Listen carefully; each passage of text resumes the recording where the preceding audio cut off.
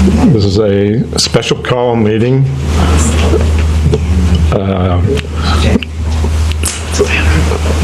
I guess of the Recreation Commission. You want to call the roll? Mr. Holton? Here. Mrs. Malone? Here. Mrs. Burdick? Here. Ms. Jones? Here. Mrs. Danino? I know, I messed it up again. Present. Mr. Yim? Yeah. Okay, again, thank you for coming. The purpose of the meeting tonight is we're seeking public input, and I emphasize public input, for creating a forward-looking master plan for Parks and Recreation for the City of Vero Beach. The last master plan was from a consultant, was done in 1992, and that's when it was done for the whole county, not specifically for the city. So we haven't had a master plan since then. And just some of the issues that I hope for you to address is whether or not a master plan should be done in-house. Should we hire an outside consultant to do it, you know, considering the cost? And I know the costs start, if you have a master plan done by a consultant outside, starts at $100,000 roughly. So,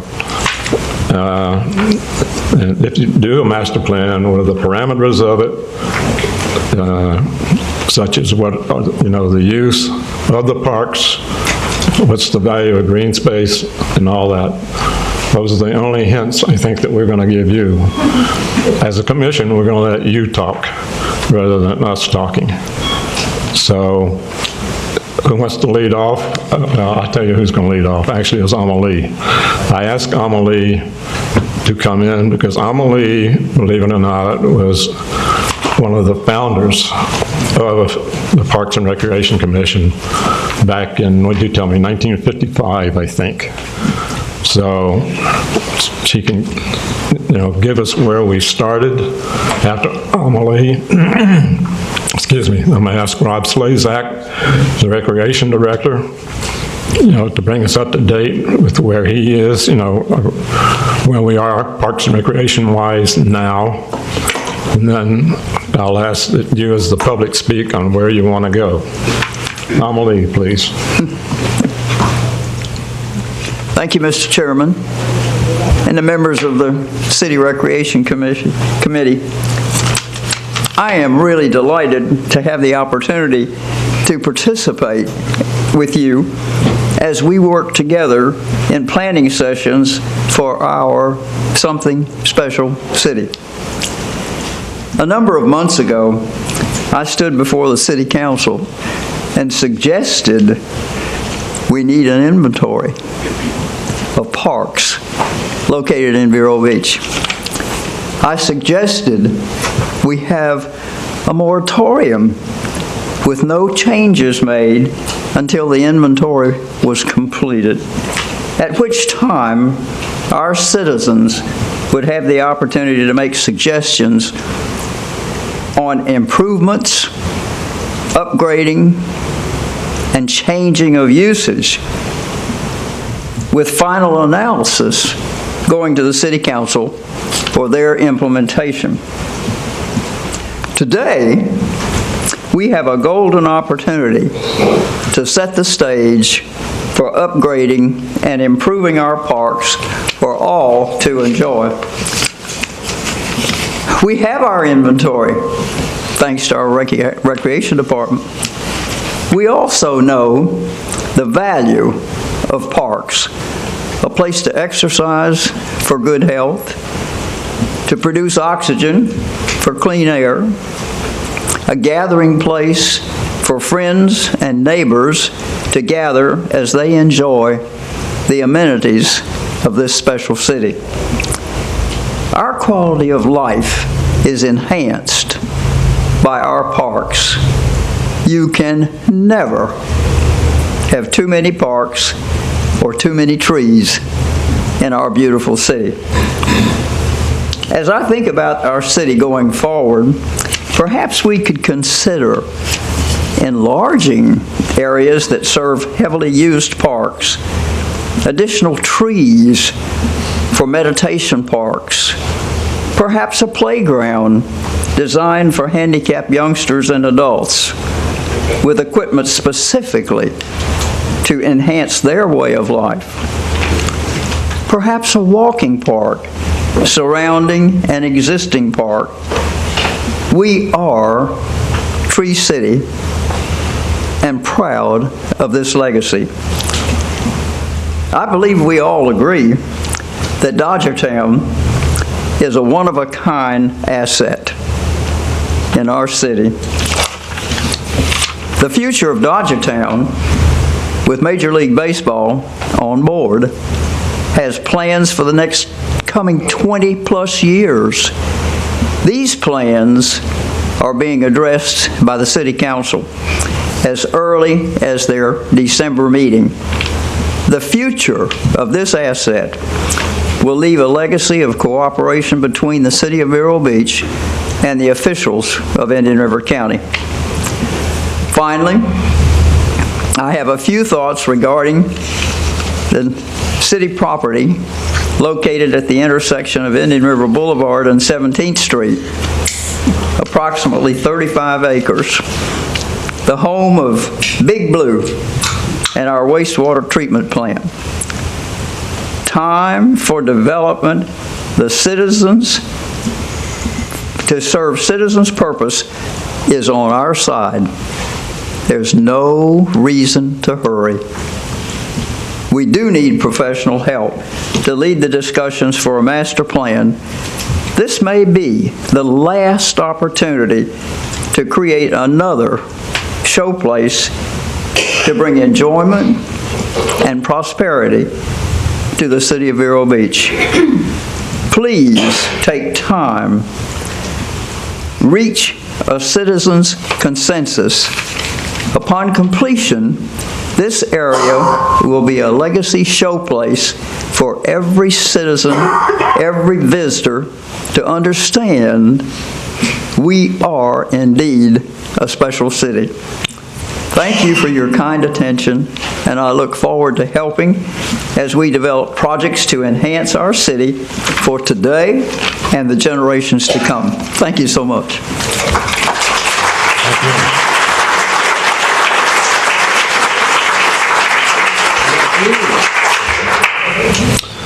So, yeah, I was fortunate enough when I talked to her, she actually gave me more of the history of how and the reason for the Recreation Commission being founded back, I guess, would you tell me, 1955? Yes. I think you're the only original member. Yes. Still today. So, just how fortunate we are still have that advice. You're questioning? You look, Penny? All right, moving on. The next person I've requested to speak is Rob Slazak, the Recreation Director. And I've asked Rob to kind of give us an idea of the master plan that we're working off of today. Like I said, the last consultant master plan was done in 1992, so obviously there have been many changes, as we have grown over the years. So I think I've set you up pretty nicely, right? Sure. Rob Slezak, Recreation Director. First of all, as Chairman Yem mentioned, in 1992 was the last time we had professional consultants discuss recreation with a master plan. Now, what I will say is it really didn't include parks, and we're going to talk about that one. I'm going to look at this in two different pieces. The first piece is that we know that City Council is looking for the Recreation Department to provide a master plan that explains the future of our current recreation programming, events, and facilities, etc. That's one part of the master plan. And that in '92, those things were things that the consultants had helped us do. Now, the second piece, which I think is driven by this meeting today, and Chairman Yem has put it together, is more of the overall city as well as a park component of the master plan, which would possibly include recreation. As you may know from this group, the Planning Department, City Council will be putting together a request for proposal for the Three Corners property in February. At this time, I'm going to have Jason, our new planning director, come up and just explain what we're doing with the city regarding that, so that way the public will know about, they're going to have more of an opportunity to come and talk about that area in February. Go ahead, Jason. Good evening. I'm Jason Jeffries. I'm the new Planning and Development Director. As Rob mentioned, maybe a month ago, the City Council requested the staff, and I've been tasked with putting together an RFP to bring on a consultant who would look at the Three Corners property. This is the property at Indian River Boulevard and 17th Avenue. And this this plan is intended to be a civic input project. So we'll be bringing on board a consultant which would take us through a process. We'll be heavily citizen-driven in terms of determining what would be the priorities for that project, getting their input on any future development for that property.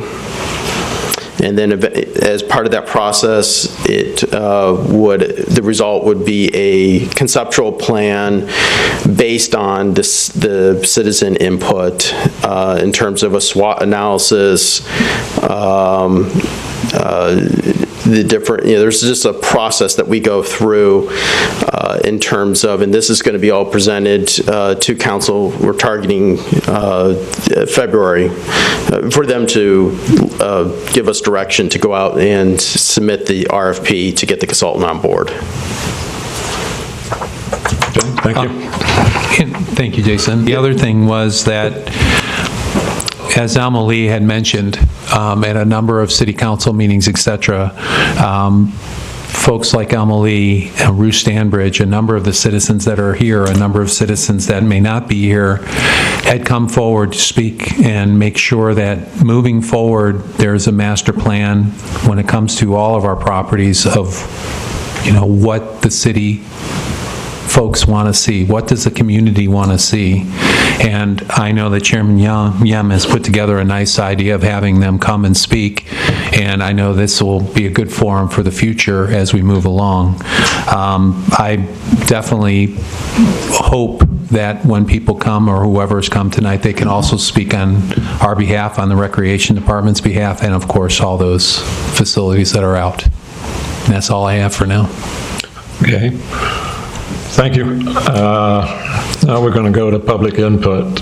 And if everybody's going to speak tonight, and there's, in general, no time limit, we just ask that you, when you get up and speak, that you think and be considerate of those people who are going to follow behind you, i.e., don't talk 10, 20 minutes, type deal. As you can see, with the number of people in here, we want to get out before midnight. So please, consider the people that will follow you and that are sitting in here. So what we're going to do is, if you just line up over here, come up, identify yourself, and I request identify whether you're a resident of the city. That's all we're asking. We're not asking where you live or anything like that. We just want to know, whether or not you're a city resident. So, who would like to be first?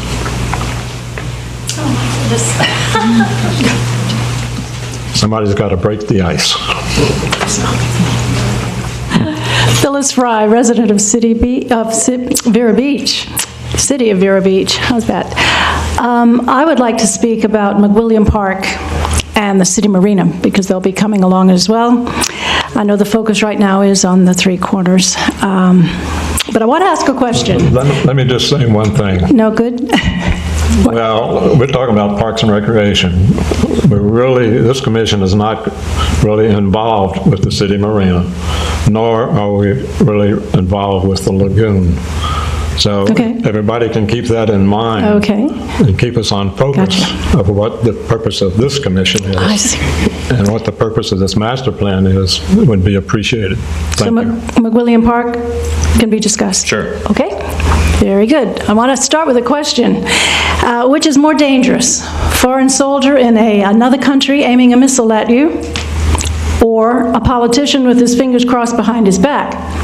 Now, McWilliam Park and forget City Marina, McWilliam Park is under attack, and in order to save it, we must first acknowledge the truth.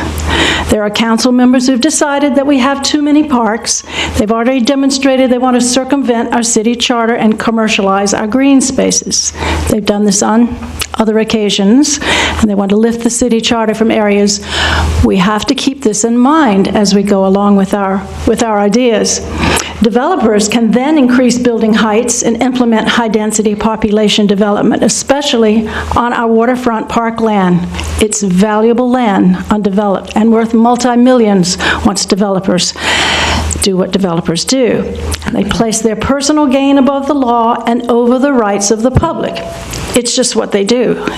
Certain politicians consider our parks wasted land that does not provide the highest and best use. In the words of Alma Lee Loy, and Alma Lee, thank you for your wisdom. We are so lucky to have you. In Alma Lee's words, quote, "The highest and best use is for the man who wants to sell something and put the money in his pocket. The best use is for the one who's going to leave a legacy for the people who come in the future," end quote. Parks are the people's land, and they are being taken away from us. Without regard for preserving McWilliam Park, a 14,734 square foot two-story building that destroys 1.43 acres of our parkland and our trees is being approved. It is a private club on irreplaceable land that is being given away for a pathetic $600+ per year for the next 25 years, members only. How many more like this will there be?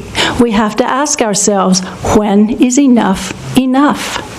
How much more development will there be until we no longer have parklands? We should not be leasing our parks to those who want to build on our land. Thousands from the public have signed petitions saying so. When are the politicians going to listen? How much more of our irreplaceable land will our politicians and their developer friends attempt to give away?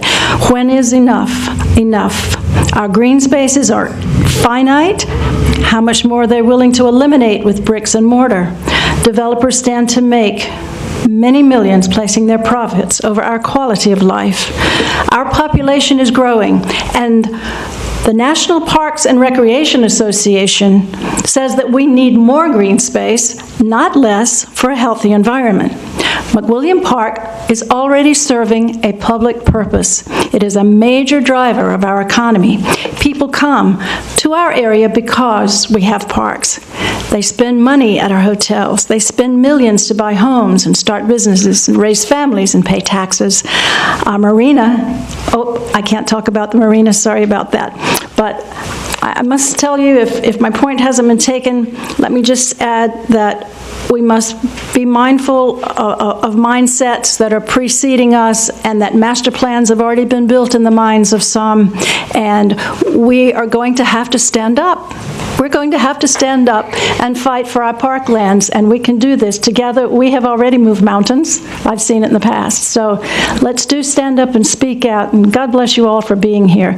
And thank you for your time and all that you do for us. Thank you. Yes, sir. Name, are you a city resident? I am Rory Ellison. You live in the city? Yes. Okay, that's nice. Thank you. My name is Rory Ellison. I'm a ninth grader at, sorry if I twist my words, I forgot my glasses. I'm a ninth grader at the Indian River Charter High School. I'm also for the organizing committee for the Lions and Lagoon Youth Fishing Tournament.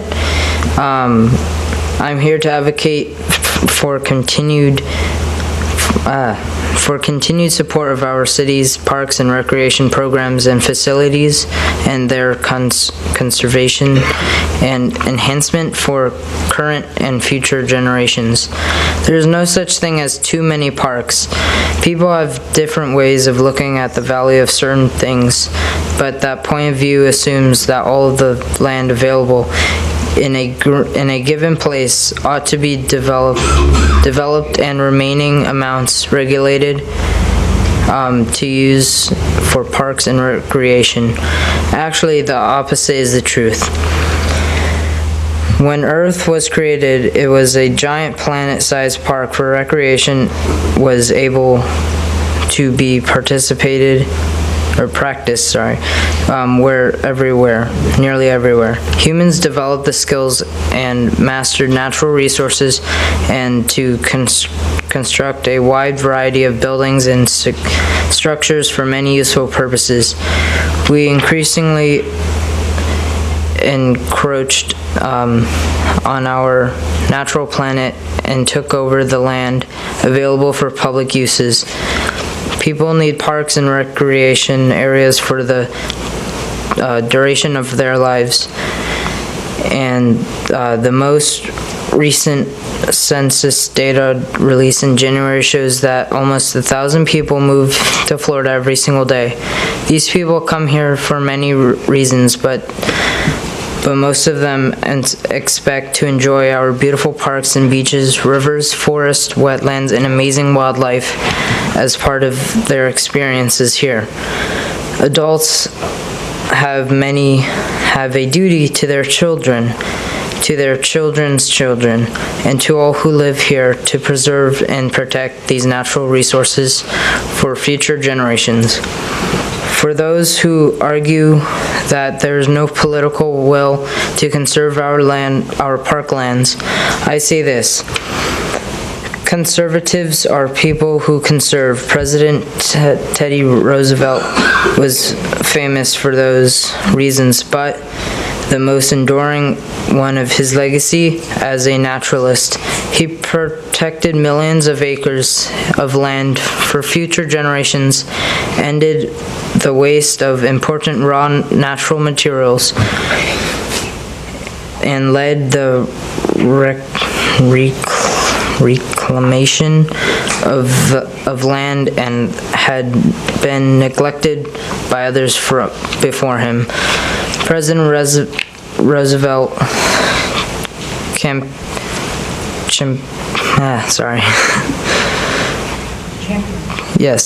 championed legislation in 1902 that protected 230 million acres under federal law.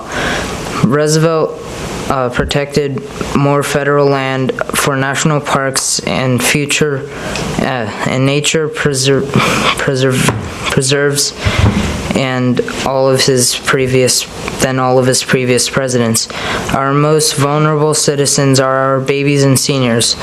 Families with small children need parks to raise their children and to have safe places for them to run, play, swim, and participate in sports. Our seniors need safe places off the streets to walk and exercise, to stay strong and live long, healthy lives. Healthier seniors are good for everyone. Where public parks are underused, please find ways to make them accessible to families and kids who don't have transportation to use them. Find new and creative ways to expand opportunities educationally so young people can learn from the incredible natural resources at our fingertips.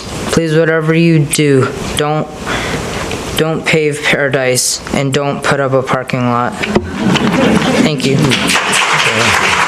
Well spoken. Excuse me, Roy? Is it Roy? Rory. Rory? Yes. What was the name of the organization you're a member of? Lines in the Lagoon. Lines in the Lagoon? Yes. Is that a charter high school organization? Is it? It's a organization for kids who want to get out and help record fish and to raise awareness of our lagoon and stuff. So. Thank you. Yes, ma'am. Hi, I'll try to be as brief as I possibly can. I'm Melissa Ellison. My my son goes to school here, my husband is a resident, and I teach the Safe Routes to School bike safety program in the Vero Beach elementary schools.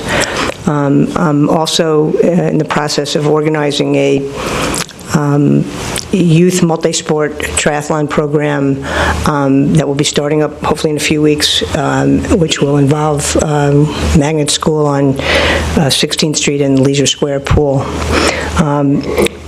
And that's a program put together in conjunction with the health department, the Florida Health Department. While compiling a master plan for the city, I haven't been around here long enough to even think about telling you how to do that, but I would like to ask you to consider two really important criteria as you do this.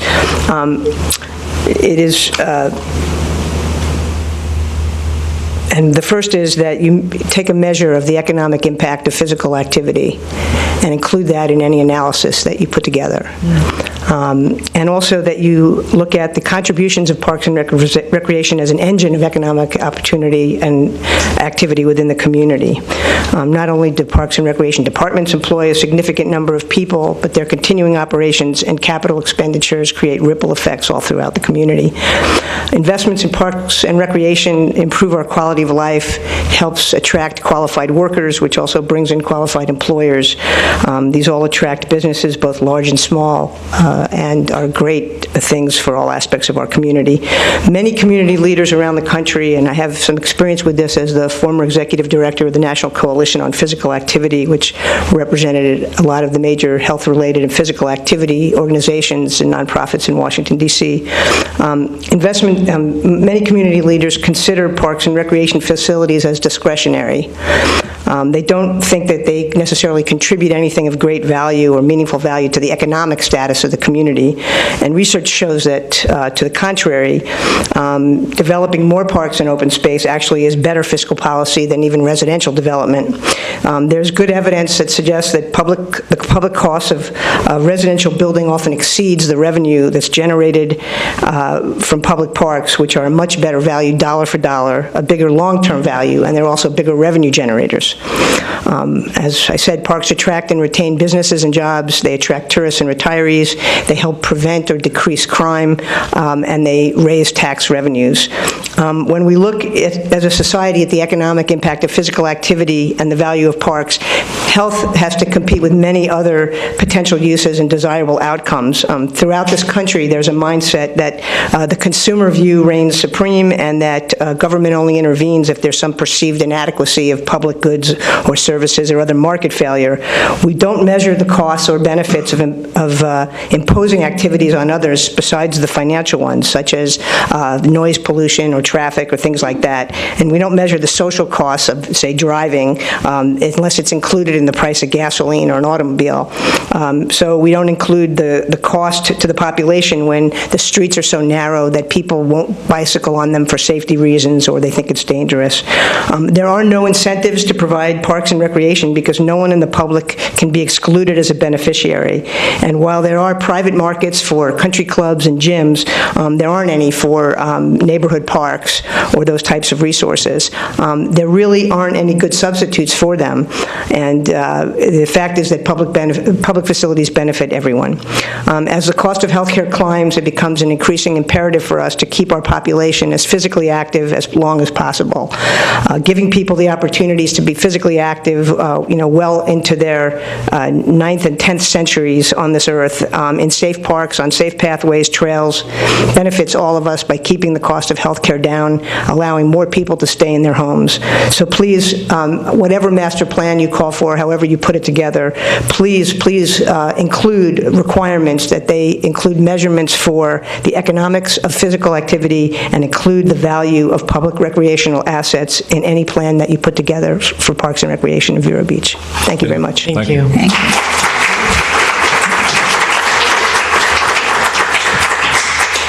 Bill Fish, 2236 Buena Vista Boulevard, Brickhanch Park. 10 years ago, An individual, I'm going to bring up this name because he was sitting right over here. It's Bob Solari. And he made a statement, oh good, when we will take, and I noticed that came up again tonight, of the wastewater treatment plant, when he discovered that it's gravity fed and most of the equipment will have to stay there, and we will have a giant pump to pump whatever you want to call that, to some other place. I noticed that came up again tonight. After he got on to the county commission, 10 years ago, we had a meeting between the town of Indian River Shores, the county, and the city, talking about how to unravel all of the contracts that were made. And out of middle of nowhere, and this is on tape, so if you want to go look it up, meeting was out there at the college, he said, oh good, when the electric plant goes away, we will get the land. And the lawyer at that time said, nay, nay, nay, that he, and I believe what the statement was, that's got to be the referendum to do anything with that property. Somebody, you need to check that out to see, because that's 10 years ago, and sometimes I can't remember what happened yesterday. One more thing, the park that's in the middle of McCabe Park, you need to go there on a Sunday. It is full of kids and parents playing soccer. And I remember when we first came here, that park was pretty sad. And the city spent some money on it and upgraded the equipment that was there. I see Rob nodding his head. And I think that's where the Buggy Bunch started. They just started meeting there, and it's grown to be a large organization, but that's where it started, by people just bringing their young children to the park and getting to know each other, and said, but Sunday is a day to see out there at that park, and I hope nothing ever changes with that park, because that is a valuable asset. And I realize we have wells in there and all that stuff that goes with them, so I don't think anything will happen with that, but you really need to see, that's one of the sites I see every day, I mean not every day, but every week, what goes on in that park. So, thank you. Thank you. Bill, I will say that your mention of the Buggy Bunch is a good example of private groups contributing to the improvement of McCabe Park. Helmiston, you know, Riverside, they've been involved with a lot of parks. So, you know, the public-private contribution is very valuable to Parks and Recreation. Go ahead, sir. You wanted my name, and I wasn't paying attention. Well, Joseph Cafonte, and I live at 441 Holly Road in the City of Vero Beach. Thank you. I'll be brief, believe me. Before I start, I want to tell you that some of the most valuable property is in Manhattan, and maybe some of you know where it is, or at least heard of it. And 25% of that island is parkland. Let's cut to the chase. The reason for this meeting is all about money. The City of Vero Beach, and don't interrupt me, I know what I'm going to say. And City of Vero Beach sold its power system and got $20 million for it. They were getting $6 million a year prior to the sale to put in the general fund. The City of Vero Beach is coming up short. I've never heard any place where they're going to how they're going to replace that money. So that's why we're here, because they're in a panic mode. They know this. That's why they sold the post office. They tried to sell the cemetery. They tried to lower the police officers' salaries and positions. And that's why we're here. There's a move on the city council and the city manager, I'm sure, to get rid of as much, to generate as much equity as possible before the public becomes aware of what's actually going on. So I don't have any solution to what to do with the land. That's not my domain. I'm not a player in that respect. Although I've lived here for 42 years, I've seen the city in some places improve, but for the most part degenerate. All this southern charm is gone, but that's another issue. I'm not a player in the Parks and Recreation Department, although I do use the dog park. So Well, then you are. I just want, yeah, but I said, although I do use it, well, just for that. But I just want to make sure that you know that there's at least one person, apparently there's others, from what I just heard, that this is all about money, and the city council and the city manager are in a panic mode, and they're looking for any place and anywhere to get money. Thank you. Thank you.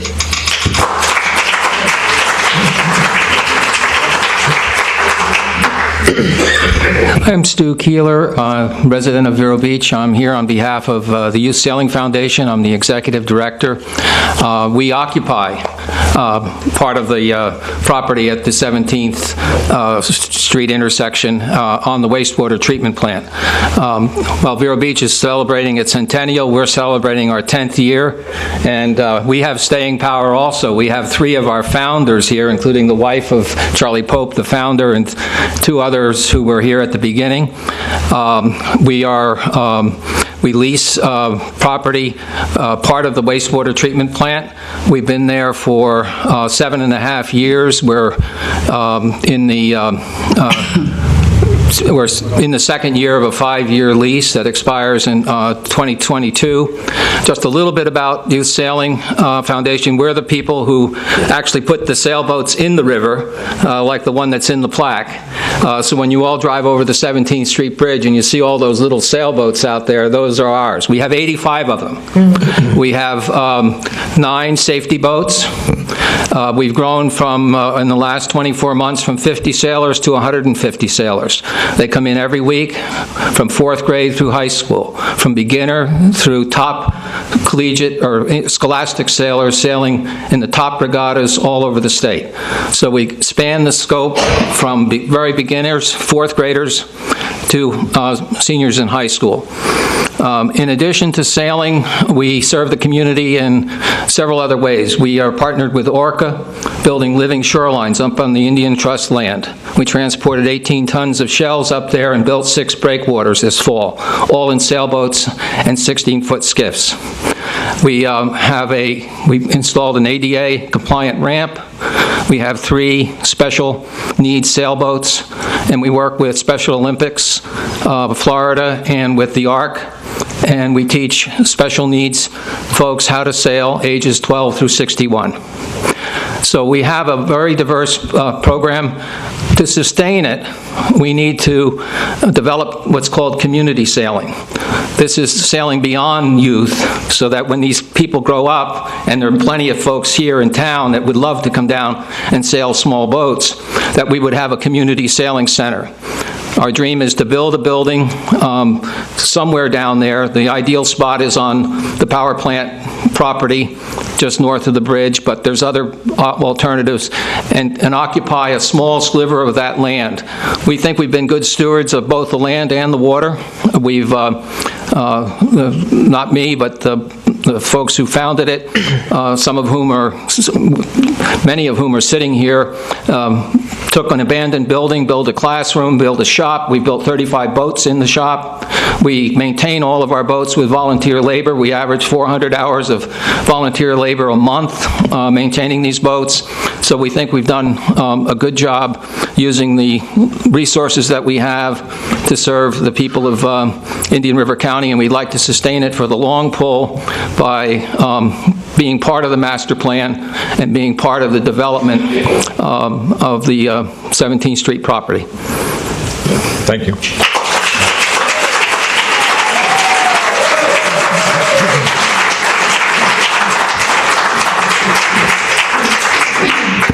I'm Herb Whitall. I live in the city. I live in Vero Isles. And actually, I gave them one of my sailboats. I've been an instructor, and they have done a fantastic job over the 10 years showing what can be done when you have people that want to help other people, and it's amazing.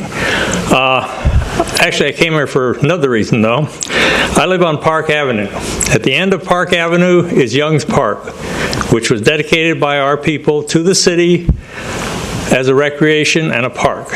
Twice, the city council has tried to sell that and develop it into condominiums. And twice, we have gone up and showed them they can't do that, and they haven't. We have a lot of cars go up and down that street fast, so I tried to get the city to put in a speed table, 25-mile-an-hour speed table. We lowered the speed limit on that road, which people don't worry about. But the city, in the summer, when we asked them to do this, they did a survey. In the summer, 550 cars a day go to that park. That's how much it's used. And that's why we need those parks. The city has done a great job of improving that park. When I first came, it was just a dirt road around it, and now it's much better, and it is well used. But that's why we need parks. We need to keep them, and everybody's going to be better off with them. Thank you. Thank you.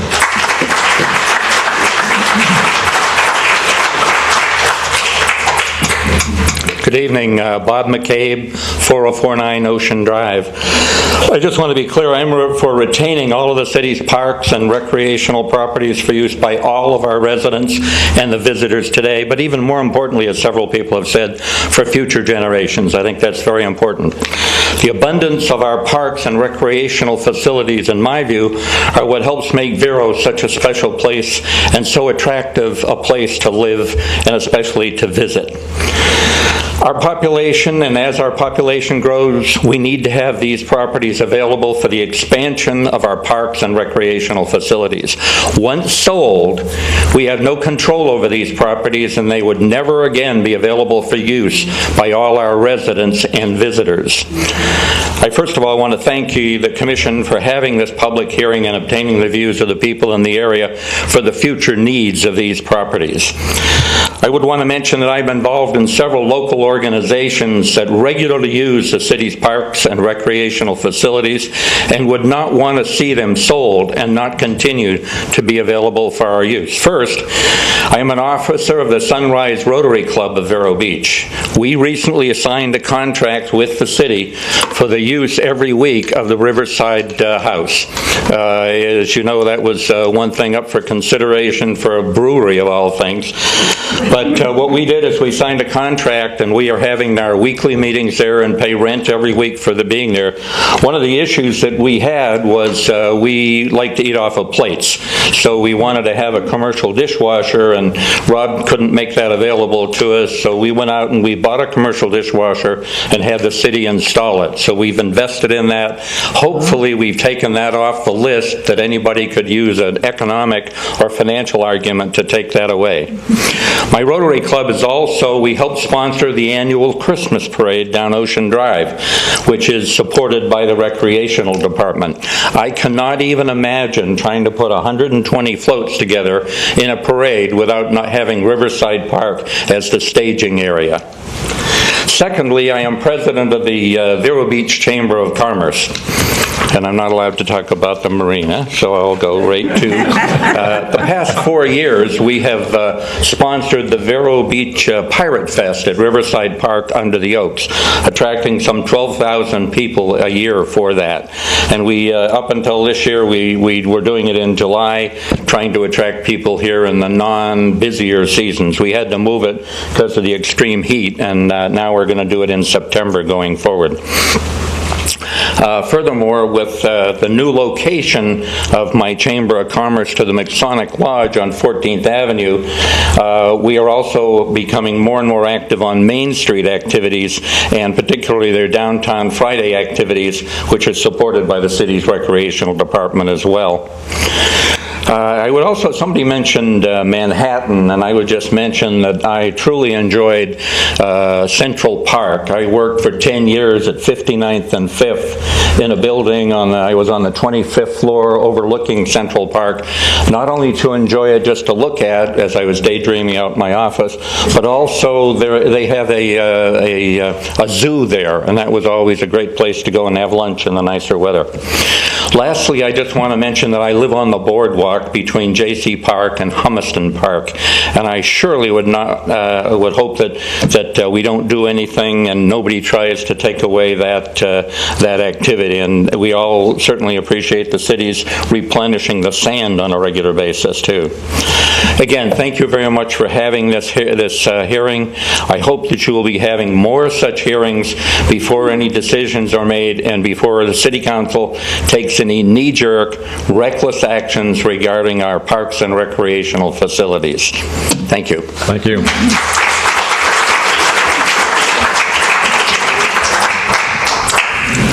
Hello, Commission members. You know who I am, Brian Hetty, Vero Beach, Florida, and I've been a city resident for well over 20 years. Tell you a funny story. Had a party. Like 100 people were coming. People started coming into the party, and somebody says, "Do you have the whole menu done yet?" I said, "No." "But we need to see the entire menu." And I says, "No, there's people that are here and are hungry. Let's throw some burgers on the grill. We'll worry about getting the complete menu, but right now, what we need to do is throw a couple burgers on the grill." What I would suggest to you is, don't worry so much about that master plan. Don't worry so much about that entire menu. Throw a couple burgers on the grill and do it now. And the burgers that I'd like to see you throw on the grill is to pay off all of the debt on all of our city parks so that people will stop complaining that our parks don't make money. Government is not in the business just to make money. Government is in the business to serve the public. Let's pay off the debt. And on the marina too. I know you're not supposed to talk about that. Marina debt, Dodgertown debt, pay off all debt on all public parks, and then we can wait for the whole menu. Thank you.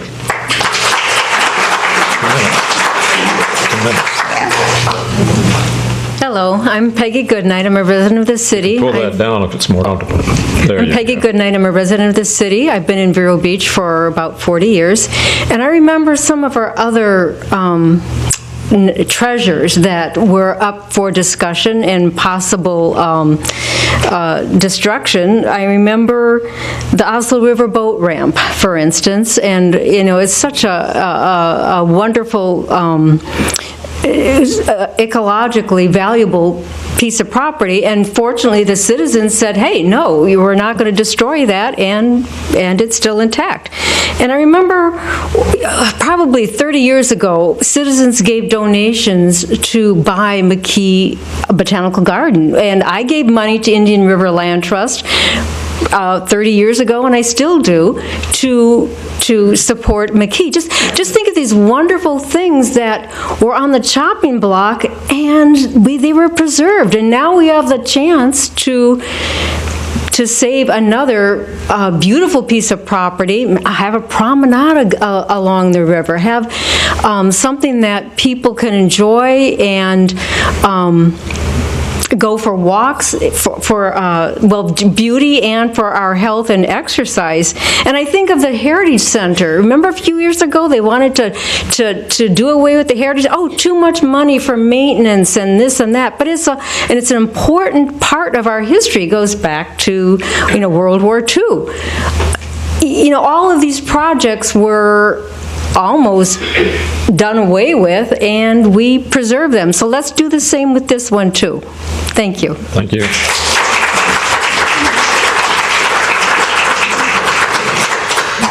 Good evening. My name is Penny Chandler Norris, and I am here representing the board of the Vero Beach Dog Park. As the Recreation Commission considers a master plan for the city's parks and recreation, I'm here to provide you with information about the value of Vero Beach Dog Park and to urge you to include the dog park as part of your planning recommendations. Vero Beach Dog Park provides a free, safe, off-leash environment where people can exercise their dogs and enjoy the camaraderie of other patrons. The park attracts over 200 visitors and their dogs every day during season, many spending several hours there. In 2014, the dog park, Vero Beach Dog Park Incorporated, leased the acreage of land from the City of Vero Beach to develop and manage an off-leash dog park. Since then, the property has continuously been upgraded. Last year, our park income was over $140,000. Our operating expenses, including capital improvements, were over $115,000 just last year. You might be thinking to yourself, wow, why does it cost so much to run a dog park? Our expenses are not unlike any well-run park for people or animals. It costs over $50,000 just to provide ground maintenance, utilities, park supplies, and insurance. The rest of the funds last year went into capital improvements. Capital improvements have included a variety of improvements, including the fencing, kiosks, parking lot improvements, handicap spaces, and more. Last year, a memorial garden accessible to seniors and those with disabilities was constructed. Underway in 2019 are a pergola, an irrigation system, shade for the memorial garden, and additional handicap parking. Over $100,000 will be spent in improvements this year alone. As a volunteer on the board, we've successfully raised needed funds, managed and maintained the park at no expense to the city or to taxpayers. Every one of the board of directors members are directly engaged. Several websites have named the dog park as one of the best in Florida.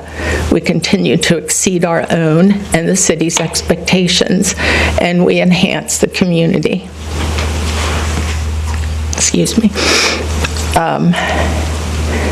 As the only public dog park in Vero Beach, the park is maintained in first-rate condition, thanks to the generous support of private citizens and grants. This year, we recognize the 5th anniversary, and the dog park is now fully woven into the fabric of Vero Beach. We're a great partner with the city. Our board's sound administration and continuing generosity of a community who value and love their dogs guarantee that the dog park will continue to thrive and be maintained in first-rate condition in the years ahead. Thank you very much for your consideration, and we hope that you'll continue to have these meetings, and we urge you to have the dog park as part of the recommendations in the master plan. Thanks. Thank you. Penny, can I ask you, when is your lease? How long of a lease do you have? We are in the middle of a lease agreement, a 10-year lease agreement. 5 years will pass as of March. At this point in time, we could be asked and given a lengthy notice to step away. We hope that doesn't happen. We believe that the community has embraced the park and will continue to do that. We have no reason to doubt that. Can I make a suggestion for you? Yeah. Believe it or not. We've experienced over the last couple of years as people have come up for leases, baseball fields, etc. that the city has considered extending leases beyond 5 years.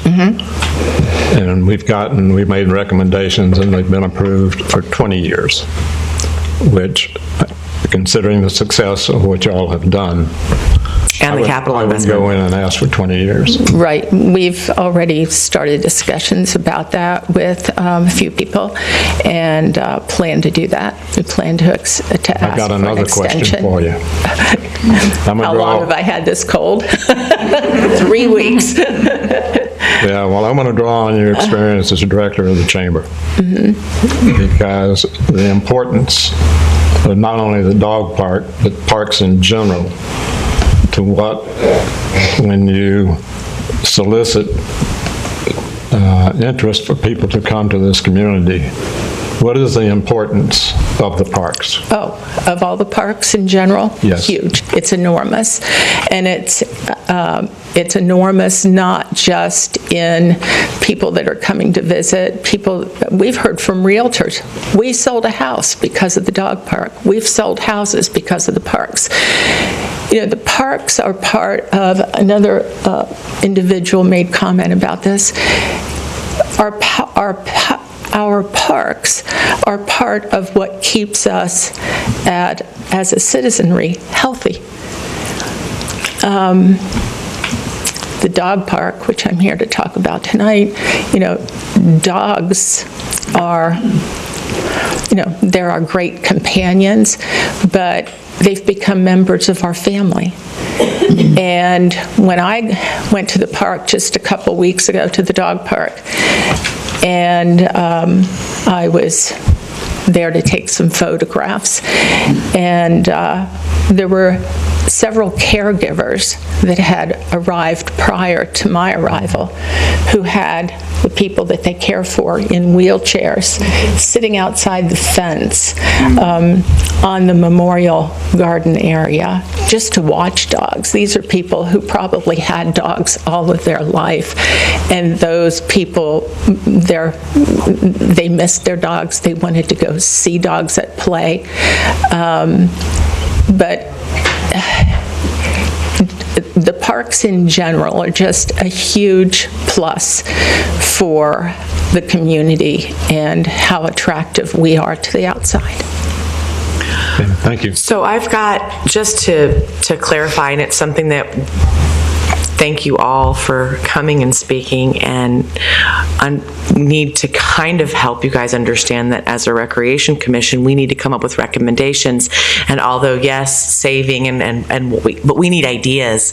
So I'm asking if you have particular things that, yes, let's maintain our green space, let's save spaces, might be something we can listen to, but we also need more. What I'm hearing from you on the record is you are asking the Recreation Commission to advocate for you to City Council to maintain a dog park on the property that it's there, and to make recommendations that this is something we want City Council to protect in our master plan.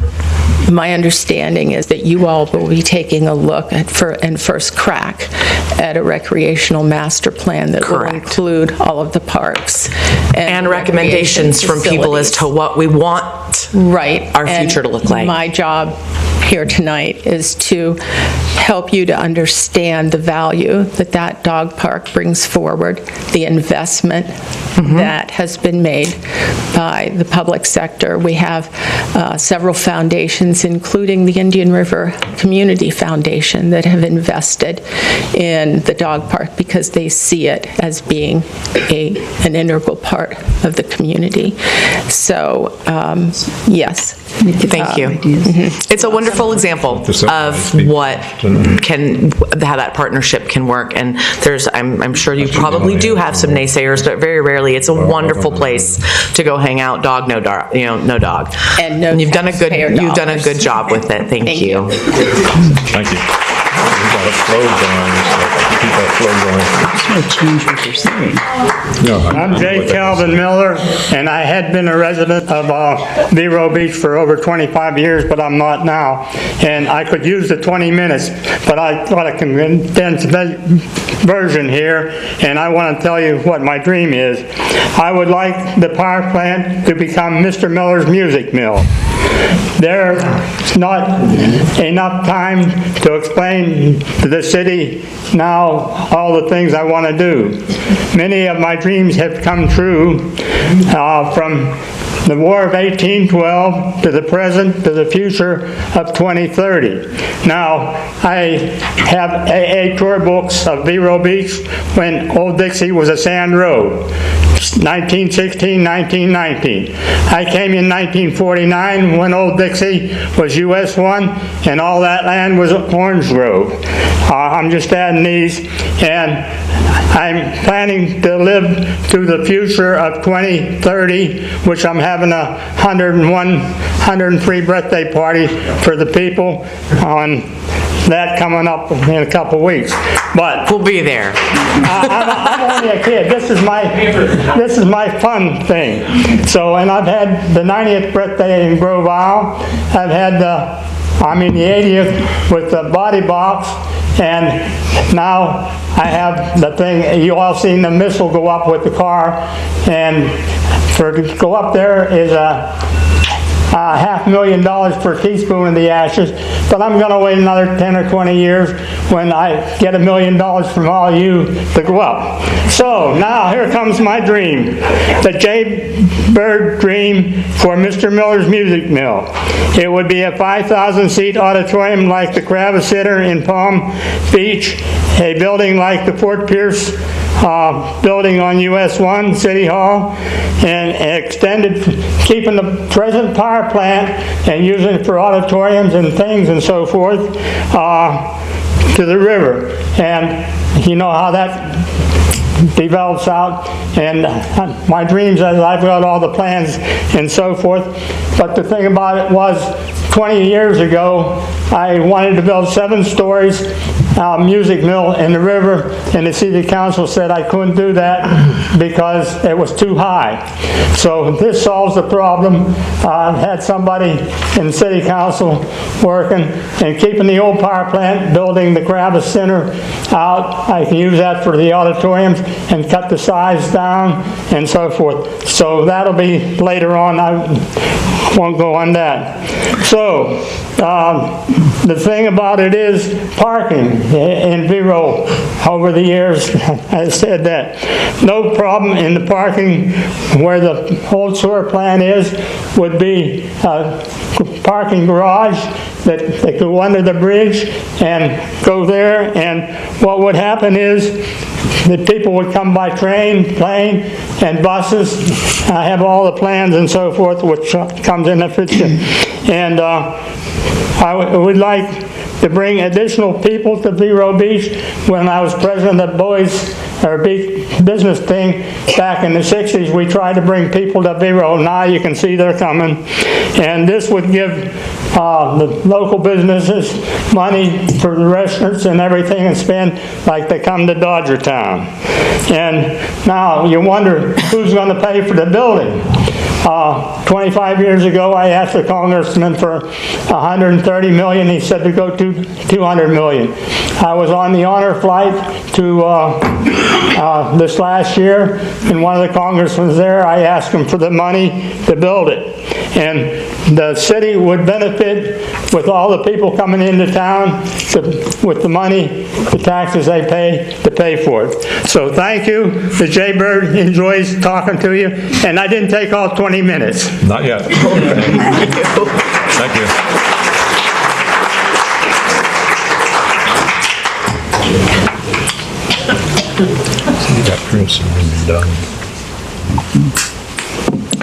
Good evening, and thank you for holding this forum. My name is Malcolm Allen. I am a county resident, but I am a local business owner. My business sits pretty much on the city limit lines. And the reason I speak, I'm sorry? What was your? Allen. Allen, thank I'm sorry.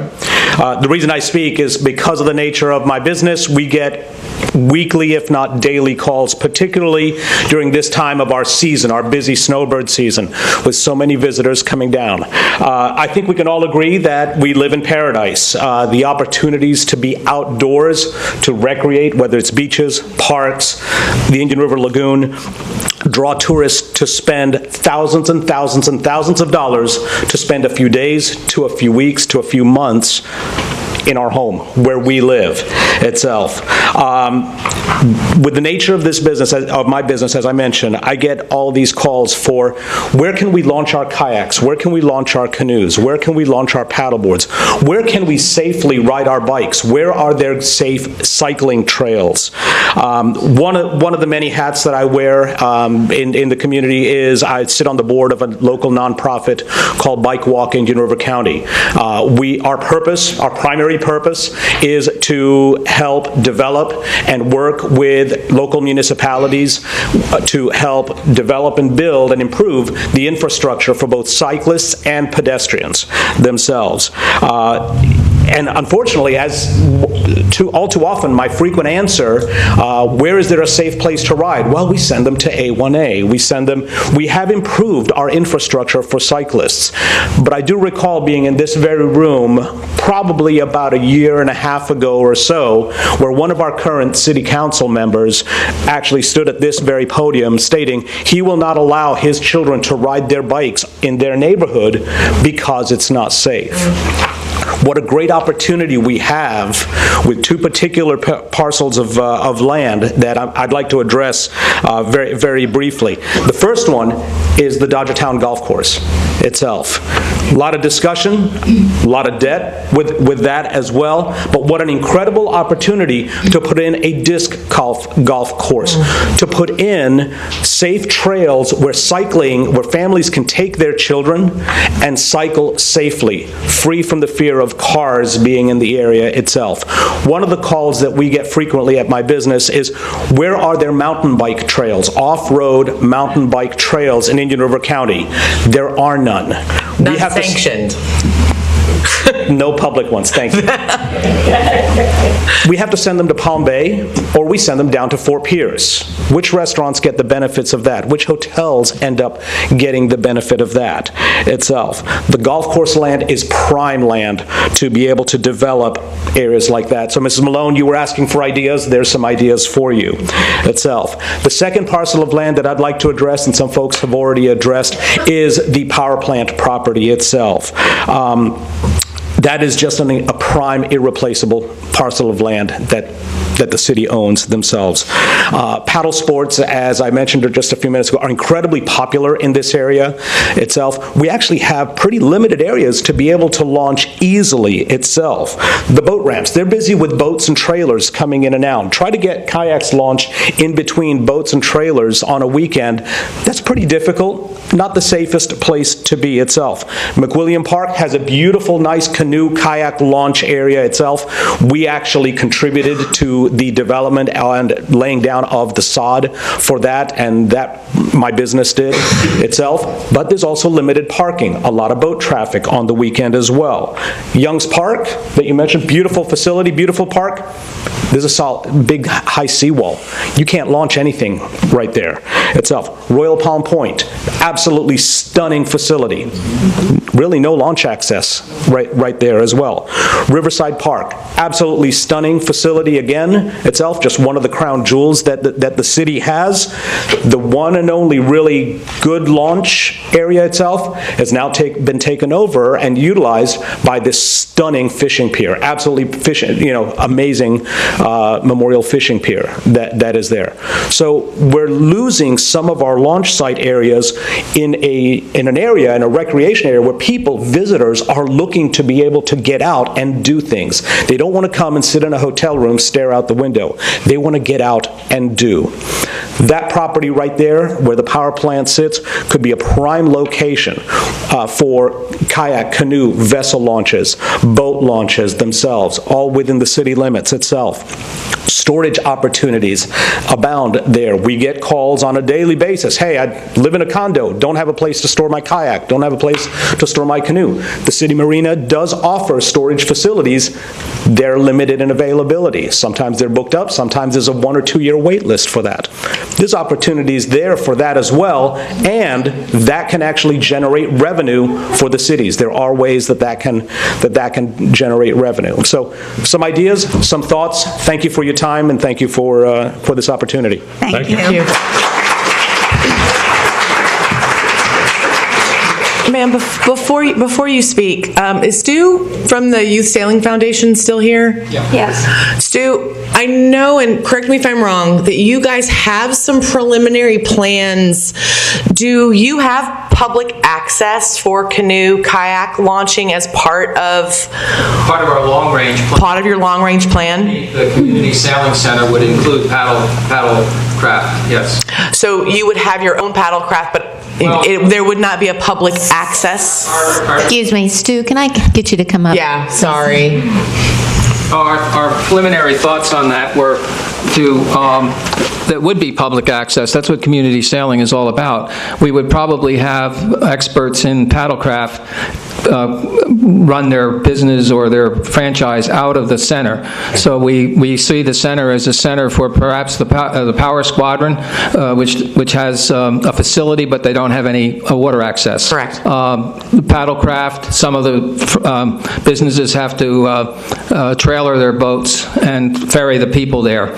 So this would be a center primarily for sailing craft and paddlecraft with a small dock space we would need for safety boats. Okay. Yeah. Thank you. Lou? Stu. See you tomorrow. Yeah, see you tomorrow. Thank you. Hello, Chris. Hi, Chris Pope. I'm representing Youth Sailing Foundation, and I do not live in the city. I just wanted to add a couple points to what Stu said. There's some misconceptions out there that Youth Sailing Foundation is like a yacht club or a club. It is not. It is a community sailing organization, which means that it's open to anyone. It's free to any child in Indian River County who wants to start sailing lessons. We offer all the lessons free. Another misconception is that we want a large or the whole part of the wastewater treatment plant. We don't. We want a very small place, but we have to be on the water. We can't be inland. We can't be anywhere else. We can't be on the ocean. We have to be on the river, and it's best if we're on the west side of the river because of the wind. And we've looked all through Indian River County, and there is no other place for us. So youth sailing has grown tremendously in 10 years.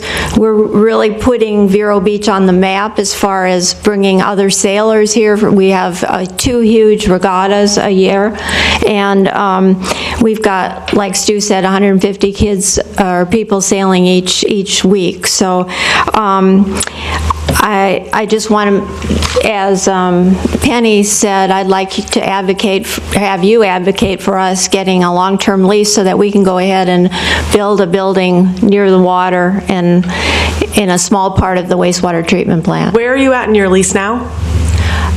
We've got about 3.5 years left, right? 3.5. 3.5 left, yeah. May 1st of 22. I'm sorry? Expires on May 1st of 2022.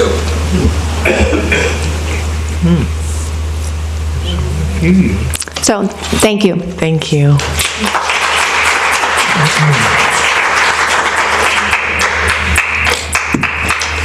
Hello, my name is Joan Clark. I live in the city.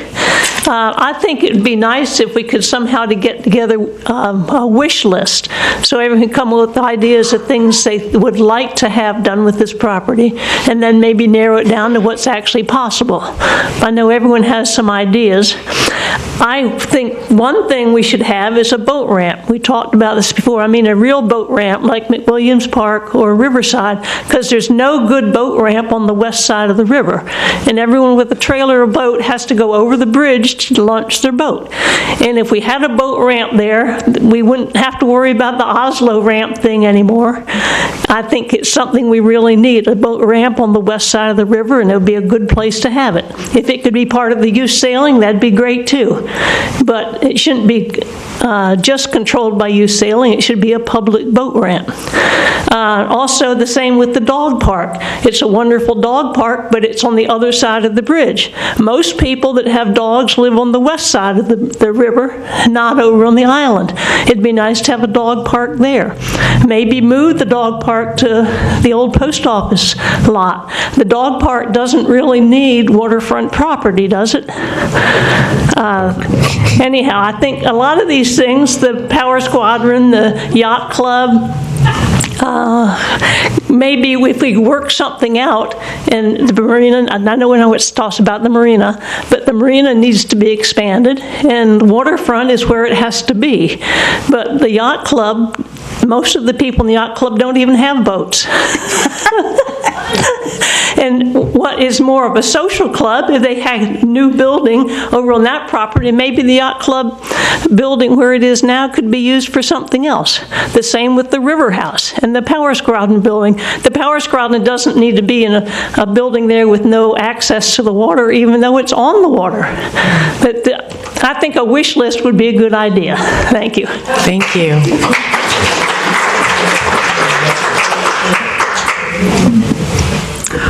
Laura Moss. Most days I live here at City Hall.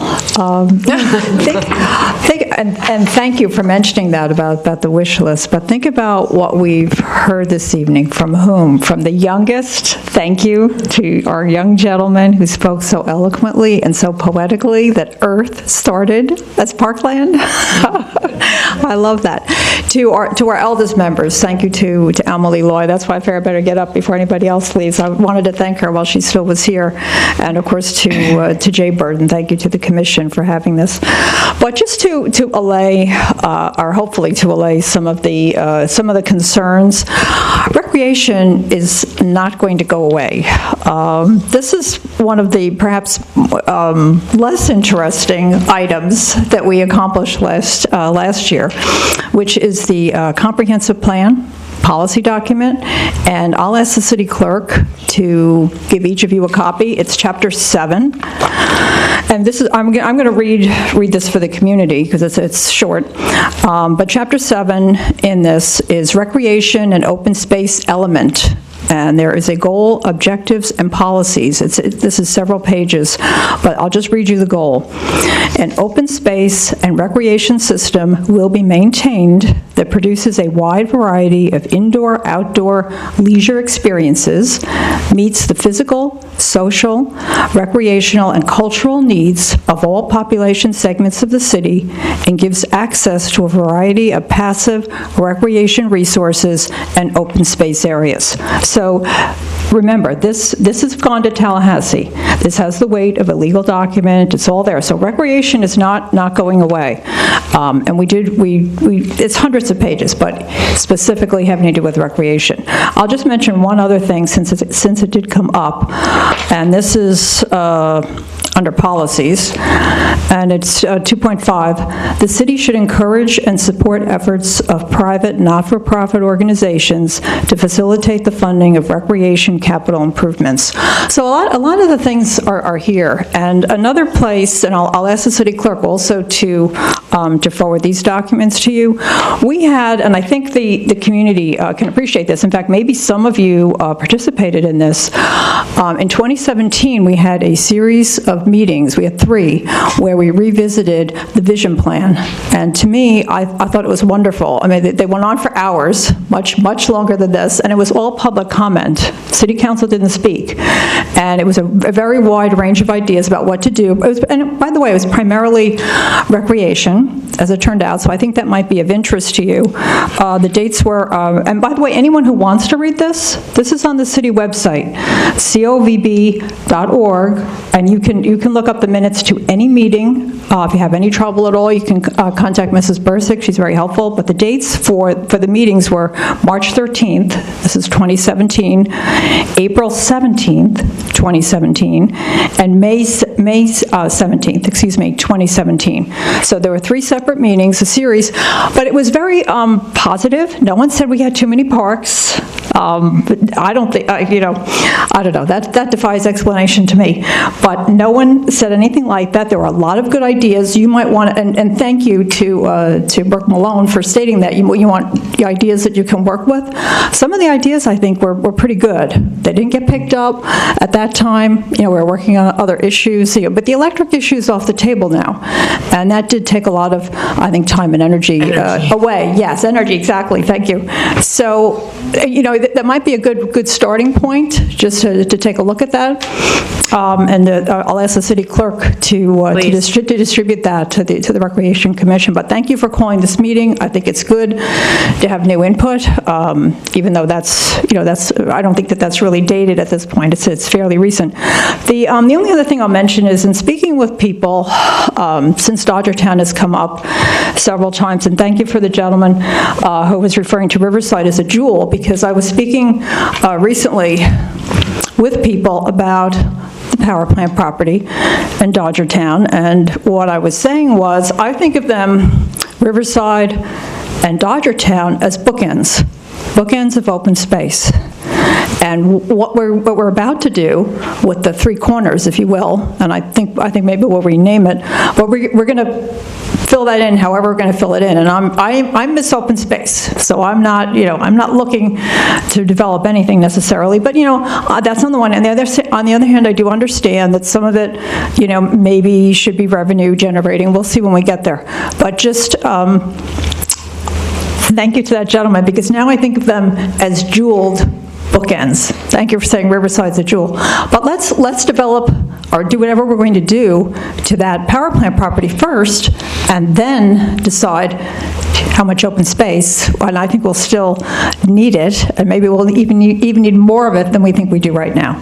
So thank you for that. The only other thing, I'll close with this, because this also came up, in terms of the revenue from FPL, I think it's about 58 million, but if anyone wants to take a look at that, in terms of the recommendations of the Finance Commission, that was at the meeting of April of last year. And again, you can look this up on the website, covb.org. It's there. It shows you the spreadsheet and what their recommendations were in terms of paying down debt. So the city's not in panic mode. We're in very good shape financially, and it's all information that's there and available to everyone. Thank you. Thank you. Hi, my name is Vicki Gould. I live in the City of Vero Beach, and I got here a little bit late, so I don't know if this has been mentioned, but thank you all. I have heard this mentioned. Thank you for having this meeting. But I feel like the rec department is amazing, and they've been given short shrift over so many years.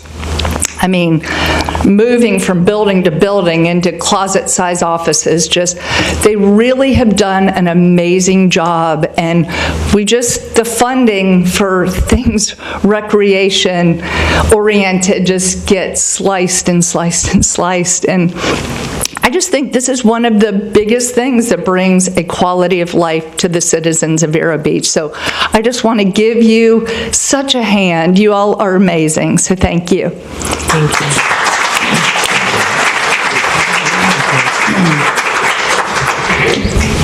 I've been so patient. I had a couple people call me home, and I'd really like to get their comments in the body of this thing. I'm sure they've both gone to sleep by now. Rosemary White called me, and she said that on the Dodgertown property, she thinks it would be stellar if we could have a track and field complex where, and there's no reason you couldn't have bicycles there as well, but a track and a place where people can play field games, or in an organized fashion even. Also, she thinks the property, the Three Corners property, would make a wonderful place for something called the Vero Beach Centennial Water Park. and I'm not talking about water park like slides and stuff, I'm talking about multiple use water, to protect our sunshine and water access. And then Steve Rings got a hold of me, and he said that one of the problems they continually have at the pickleball courts is overcrowding, and you could really alleviate that if you would put some lights in there, and then people would spread out over a much longer period of time. It's cheaper than buying more courts. Yes, ma'am. Good evening, Linda Hillman, 2315 18th Avenue, and again, thank you for everyone. It's been a long day for you. I've watched you several times today. I too would like to advocate for this committee to go to the council and ask for a more longer and a better worded lease on the dog park. That's a very important part of our city. The volunteers that take care of that property, they are amazing, and I feel that the wording on this present lease is in itself a bit scary, that at any point they could be thrown out for any reason that the council feels. So I do advocate for the dog park, and I think it should have a more expanded life on its lease. And the same for youth sailing. I've always been for youth sailing and so happy that they're where they are, and I will advocate for youth sailing and the dog park. I want no parks sold, none whatsoever. I feel Tony Young Park has been ignored and needs to be repaired, rebuilt, and I like the idea of name dedications to the pavilions. There's so many people in this community that really feel committing their family name to a pavilion, a boardwalk, pier. They like that idea because it gives them permanency in this city, something that they've worked for a long, long time. So I would ask this committee to please advocate more for our parks, to go to the city and ask them to put a permanent number on the Parks and Recreation Department. I know Rob very well, and I know Patty very well. I worked with both of them, and I've worked with Bobby and for Bobby. And I know what our recreation department was, and I do know that it's been neglected. I also know that the first two departments that money is taken from whenever it is needed is the recreation department and then our marina. Both of those departments have been suffering, and this present council is the one that is slamming both of those departments. If the councils would not have taken from these departments, we would have been able to keep them secure, beautiful, and what people come into this community for. So please, don't sell off our parks. Not one of them, not one, not piece of pie, not one park. We need them all. Our marina needs to be taken care of. And I know our new planning director, Jason Jeffries, was brought here because of his ability at what he did on the waterfront in Daytona, and he can use that. He can advocate for our marina. Please don't lease it out. That's all I ask. And I thank everyone for their whole day. It's been a long one. Thank you.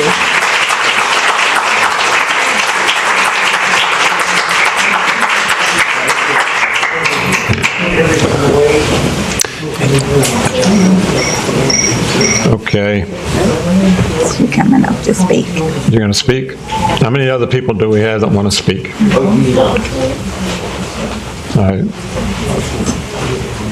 So, are you going to be the last speaker? That's what I'm asking. No, Brian's there. Okay, Brian, all right. Just so we have some idea. After they speak, then we as commission members, can speak and try to wrap it up after that. Okay? Go ahead. It's your floor. My name is Saskia Fuller, and I am a resident of Vero Beach City. And I like the idea of a wish list. So here's my wish. I am the mother of 2 teenage sons. 4 years ago, after driving my kids countless trips and many hours across Florida to visit a skate park, my husband and I said, what would it take to get our own skate park here in Vero Beach? That night we created a Facebook page. It's called Vero Beach Skate Park. And our motto on this page is, if your town does not have a skate park, your town becomes and is the skate park.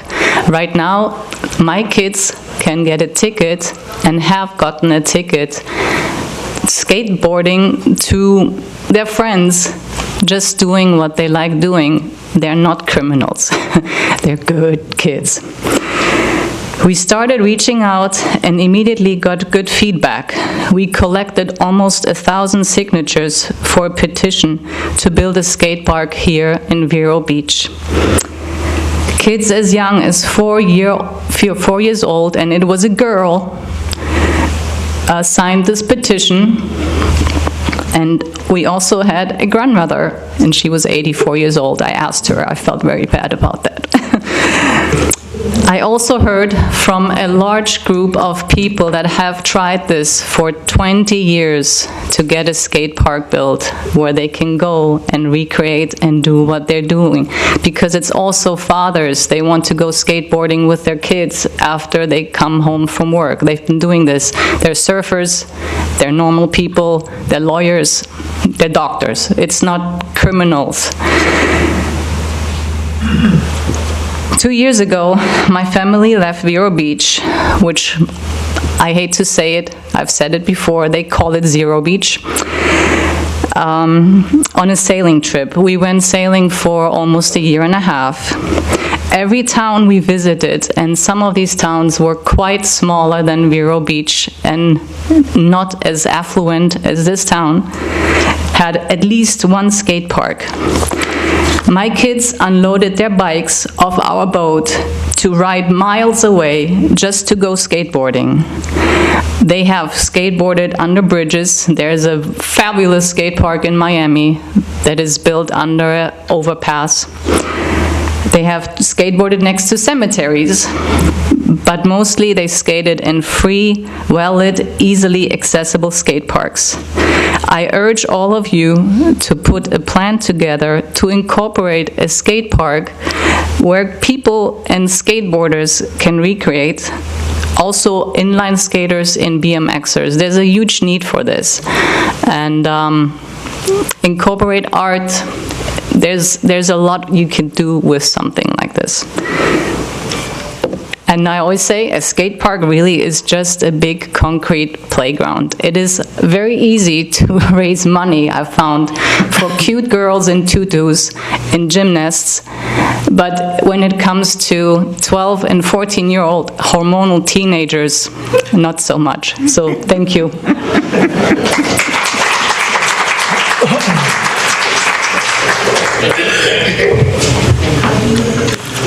Well, Commissioners, again, during the input from the citizens, the chairman said that what the purpose really was to give ideas on what they could bring to council. I talked about the need, the community being hungry now, and throw some burgers on the grill, and the burgers that I would like you to throw in the fire, to recommend to City Council, pay off with the Councilmember Moss says there's $58 million from the FP&L sale.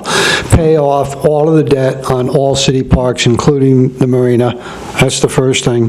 The second thing is to reclaim the tax, the bed tax that we raise in the city for city purposes rather than giving it away to the county. And the third thing is the master plan. But don't wait for the master plan before you do the other things. Let's get the debt paid off so that the public is not concerned, and so certain council members don't have a platform that the parks are costing us a fortune. And let's reclaim the tax that's generated in the city and use that for city purposes.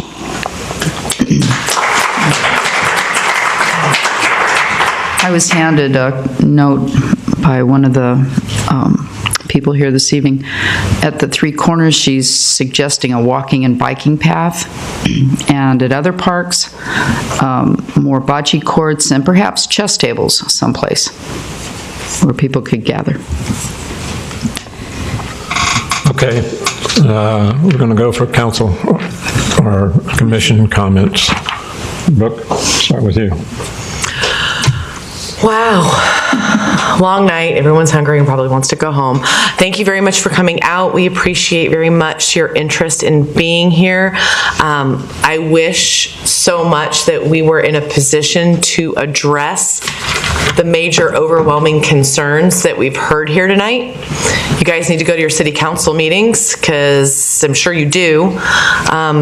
Our job here is to make recommendations on how to handle recreation and what Rob needs to build, what he needs to repair, what he needs to fix, groups and organizations that we need to have goals to honor. And again, thank you for your commentary. I'm a little disappointed that we're not getting, I expected to have some people come here and show us some pictures. I expected some people to come and be like, hey, have you seen this? Do you know that this is what this looks like? Have you been to this bathroom? Maybe we need to revisit this as the master plan gets reapproved, because I would encourage you guys to go to the nearest park to your home. Go walk around it, go look at the facility. Yes, the budget cuts that keep happening to this department are disparagingly sad. It's not a whole lot of encouragement. In order to start making some noise, we all know what it looks like, they know what it looks like, but until they begin to hear that you are experiencing it firsthand with your kids, with your grandkids, on your walk with your dog, on your walk alone, just wherever, nothing's gonna change again like it's been for years. I sit on the board for the Skate Park Commission. One of the reasons I left the board for the Skate Park Commission because we couldn't get anything done.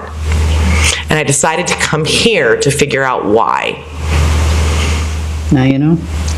Go out tomorrow, take a picture, send it to the city, have them forward it to me. If I have to put a PowerPoint presentation, give me a name of who you are, what you saw. We need to start making some noise beyond save and start investing in it. No one wants to save these dilapidated things that are falling apart, rotten buildings. I've heard Brian talking about roofs that have holes in them, garbage cans that are rotting. We need to start investing in the assets that we have to prove that they're worth saving, because they don't feel like they're worth saving. And it feels like maybe that's why we're in this situation. So I would love it if every single one of you went out, took a picture, encouraged your friends, fill the inbox, as annoying as it might be, and I really apologize, I almost said that out loud, but forward them on so that we can put together a, hey guys, hey city council, we're mad as, we're not gonna take it anymore. Give it some money, because it doesn't have any.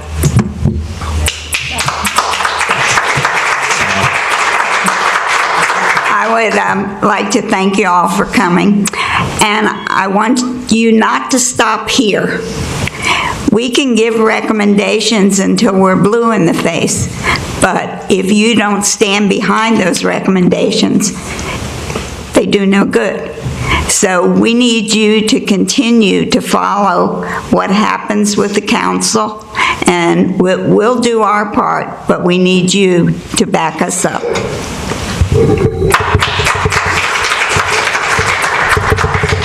Greg? No, we've met a number of these people at our last meetings we had like this months ago, but I recognize a lot of faces, and they're bringing up some very important things that eventually we'll get to and get many of them taken care of. Okay, thank you.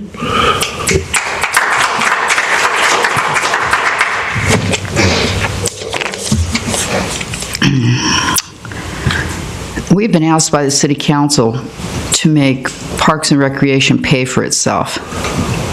That is beyond ridiculous. The national average for cost recovery of a Parks and Recreation department is 17%.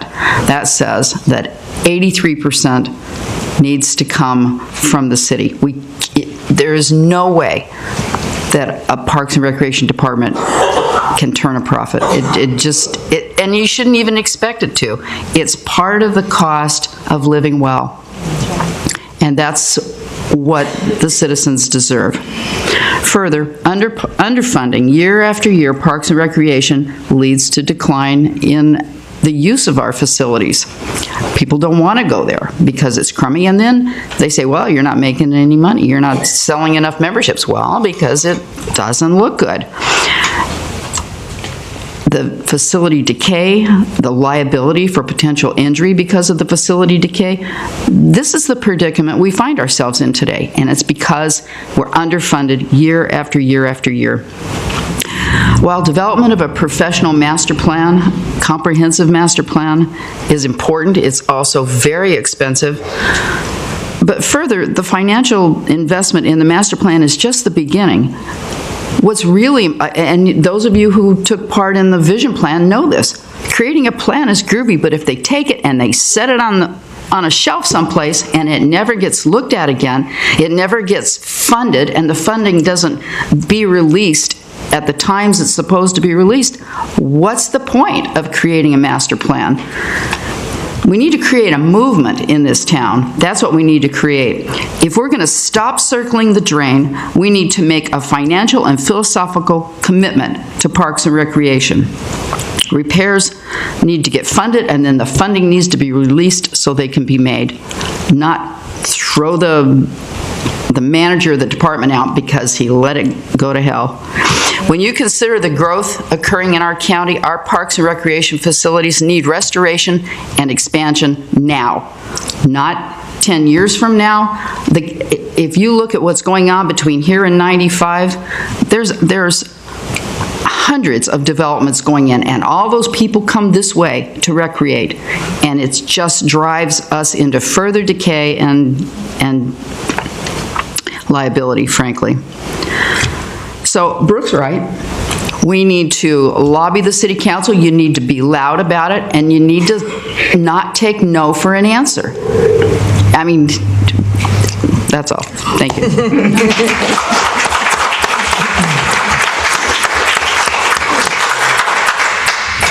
All right, I get to wrap this up. Believe it or not, I'm going to do it by... Judy? Hey, Dick, yeah, you got Judy? Go ahead. Nothing to say, but this young man has got a future for our city, and I think he should be applauded a lot better than he was for what he said. Otherwise, we're going to become, like the kids at my school told me, a zero beach. Before you speak, and it's really more of what's really been something that I got out of tonight's meeting, besides the folks with all their ideas, that there's an economic benefit and a real benefit to the folks in this community through the Recreation Department. Let me explain. Jay Miller, who's going to be 103, who came up here and spoke, is one of the members of the Accidentals. Bobby knows who the Accidentals are. The Accidentals are a group of volunteers who play music and take monies for us. They volunteer, they take all the monies. They were kicked out, well, I shouldn't say kicked out. The senior center used to be where they played. The senior center closed down. They needed a home. They came to us. That group started with roughly 20 to 30 people. They now average between 40 and 100 at each of the events. They come to our community center. All the monies are taken in through them. All the music is volunteer. They do it Tuesday, Wednesday, and Friday mornings. And Jay is one of the people that's involved. The second one I wanted to talk about was the dog park. We know as a group, was a rec commission, in 2002, we had a group with Peter Robinson, Steve Martin, and a number of other volunteers who said, we would love to be able to have a place for people to exercise their dogs. They came to the recreation department, who then in turn took it to the rec commission, and now look at them, they're striving. 10 years ago, you had the Youth Sailing Foundation. Charlie, Chris Pope, and a number of other, a handful of volunteers came to us. They weren't really looking for guidance, but they had a great idea. It was this youth sailing thing. Well, now look at the Youth Sailing Foundation. I look at these things and they're all drivers to our economy. They're all drivers to what's going on here in the quality of life. These were people that came through the recreation department. It's just something I noticed tonight that I never really mention when I talk about things. If you want to add pickleball, started with 25 people who said they thought they had an idea what to do with some of the tennis courts that weren't being utilized that much. Well, they now have 400 plus and they need more courts. So I kind of look at us as that's another engine that I never really thought about until tonight, and I just wanted to throw that out there. It's a pretty good one to pick up on because the economics of your situation is the exact thing you need to help sell all the stuff that you need for the money that you need. Yeah, this was just something we got tonight, and of course the idea of the naming rights with the pavilions was just something else that we have going on right now, so. Okay, let me come back to my survey. Go ahead, sorry about that, go ahead. Kind of going to the point of one of the purposes, of having this public meeting. One question was whether or not, and I asked it right in the beginning, who's going to put together a master plan? Is it going to be in-house by Rob in this commission, and other appointed members, or do we want to invest the money to go out, i.e. 100,000 plus, to hire an outside consultant group to come in, do the kiosk, and everything else to solicit opinions. So by raising your hands, those in favor of hiring an outside consultant, would you please raise your hand? Possibly. All right, so you can see one out of everybody here, possibly. Okay. Personally, that $100,000 we could put into improving facilities and things like that, as far as I'm concerned. Okay. Secondly, the question I have again, I'm going by hands. Do we have the adequate number of parks that we need in the city? What is your feeling? Yes, raise your hand. Brian's the only one that thinks we have adequate number. So, do we want more? Huh? You should ask, do they want more? That should be your next question. Well, if we don't have an adequate number now, the next question is, as Rob said, do we want more? So everybody should be raising their hands. It gives you some idea, of what the consensus is. The only trouble is we're kind of landlocked, as far as getting available land to expand parkland. Well, not if we use those two properties we've been talking about tonight, which is the Dodgertown property and the Three Corners property. No, we're kind of going at that indirectly. And I think something else to consider is the conversion of existing parkland by how many more facilities do we want to put on the existing parkland that decreases green space, etc., and the availability of parkland? I mean, that's a consideration that people really need to think about, because if we're not getting more land and we keep decreasing, you know, the land that's available, eventually we end up with the asphalt jungle, which many of us are familiar with. You can go to, you know, Philadelphia, New York, all the big cities. You can see what happens. You don't even have to go there. You can go to Fort Lauderdale, Miami, you know, and that's the direction that we're going in if we don't really think about it. And then I would encourage all of you to send in recommendations of how can we improve the amenities that we're offering through the Parks and Recreation Group. We heard some, but I think there are a lot more uses that, you know, we need to consider. But we also have to weigh the cost of adding those uses on what they take away, as I said before, on existing property, green space. We're running out of green space there. So, just food for thought. Thank you for coming. Hey, Rob, I have a question. You know, my husband used to work up at Sebastian Inlet on a maintenance crew, volunteer maintenance crew. Couldn't you use a volunteer maintenance crew? Don't you have? We do. I would say that if anybody wants to do something to that extent, we would just want to make sure that there would be a number of things to follow through with, i.e., background check. In case it's a long period of time, you want to go with background checks. You want to just make sure that you pick locations. We've had groups come out who go to do beach cleaning, things like that. So if it's something very simplistic of a 1 day or 2 day, that's a whole different animal where we could have somebody oversee the project and make sure. But if it's something far more extreme, which it could be, then I would go more as if they were you would want to have a little more human resources assistance and making sure that, you know, they can healthfully handle it and things like that. But yeah, I think that things like that are wonderful. We like volunteers. We've had projects where we've had schools. St. Edward's School came and helped clean Riverside Park with a number of bench cleanings and plant pulling, the plants that are the worst kind for the river to, I mean, we wound up with like 50 or 60 people. We've had folks who are a not-for-profit group that want to go and clean beaches. We have that. So absolutely, we're all for that. Love volunteers. So whatever we got to do to utilize them, yeah, call us. We'll utilize them. Okay. Y'all heard that. Yeah. Go ahead.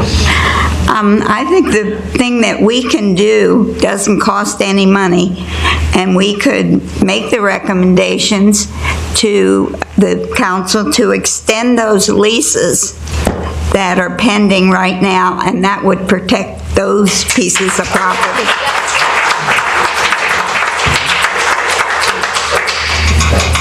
Okay, we're done. Thank you.